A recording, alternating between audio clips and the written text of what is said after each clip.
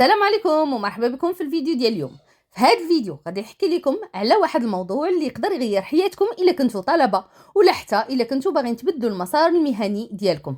المساعده الماليه للدراسه في كندا العام 2025 هي فرصه مهمه بزاف لاي واحد باغي يحقق الطموحات التعليميه ديالو، ولكن المصاريف تسوق في طريقه. انا هنا باش نفسر لكم كل انواع الدعم اللي متوفره، شنو كيغطي كل برنامج وكيفاش تستافدوا منه خطوه بخطوه. خليكم معايا حيت كل معلومه غادي نعطيكم فرصه تقربكم اكثر من تحقيق احلامكم.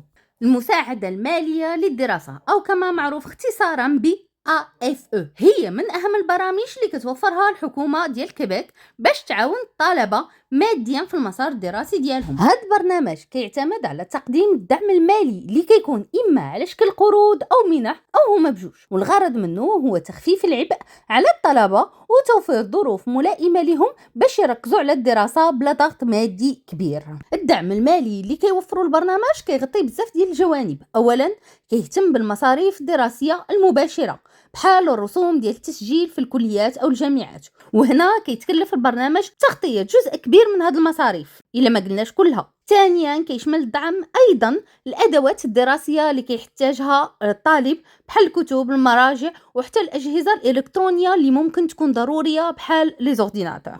وماشي غير هادشي، الطلبه اللي كيقراو بعيد على الدار واللي كيحتاجوا يكريو عندهم الحق يستافدوا من دعم كيغطي جزء من مصاريف السكن وحتى من المصاريف اليوميه ماشي منسيه.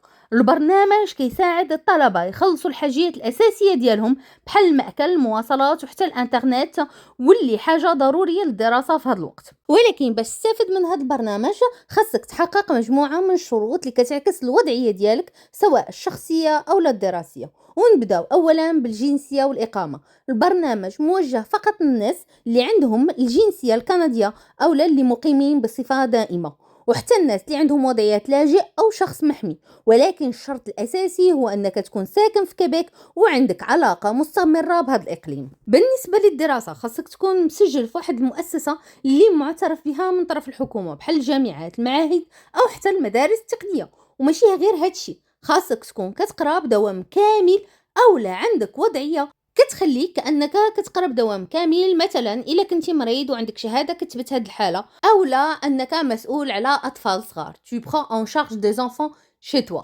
سواء ولادك او اولاد الشريك ديالك. المساعده الماليه عندها حدود زمنيه وحدود ماليه، يعني الحكومه كتعطيك عدد معين من الشهور اللي تقدر تستافد فيها من البرنامج وماشي ممكن تفوت هذه المده. وحتى بالنسبه للقروض كاين حد اقصى ديال المبلغ اللي تقدر تسلفه خلال المسار ديالك الدراسي، وإلا وصلتي لهذا الحد غادي تكون غير مؤهل للمزيد من القروض.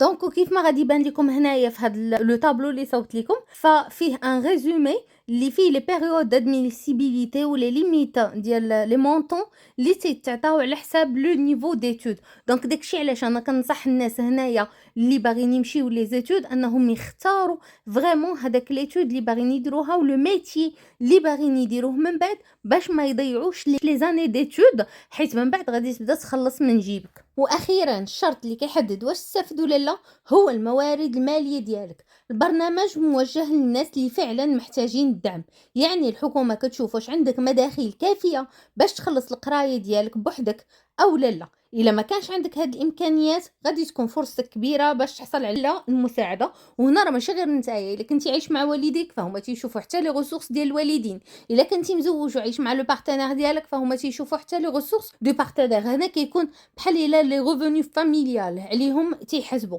دونك هاد الشروط كامله كتعكس واحد النوع ديال العداله اللي كاينه في البرنامج، بحيث كيركز على الناس اللي فعلا محتاجين وكيضمن لهم فرصه يكملوا الدراسه ديالهم بالعراقيل. وإلا استوفيتوا هاد الدروس فراه هاد البرنامج غادي يكون هو الحل المثالي باش تركز على القرايه ديالك.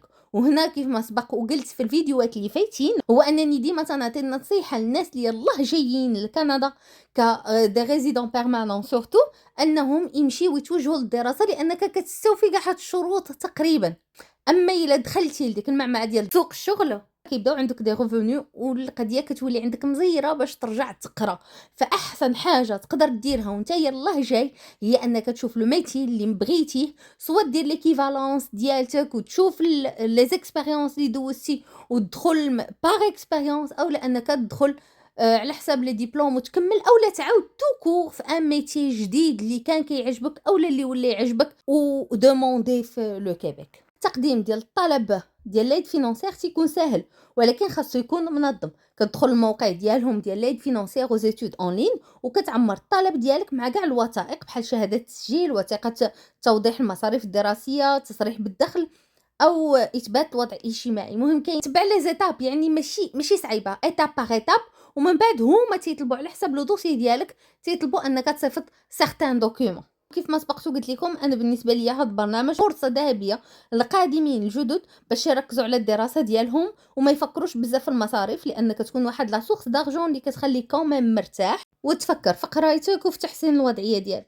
المهم هنا حاولت نكون شامله. الا احتاجتوا توضيحات اخرى او الا احتاجتوا تفاصيل اخرى، المهم طرحوا لي الاسئله ديالكم، انا غادي نجاوبكم في لي كومونتير. المهم نتمنى ان الفيديو يكون نال الاعجاب ديالكم. ما تبخلوش عليا كيف ديما بلايك وبابوني ببارطاج الا شفتوا ان كاين ناس اخرين يقدروا يستافدوا من الفيديو. والى اللقاء في الفيديو القادم ان شاء الله. الى اللقاء.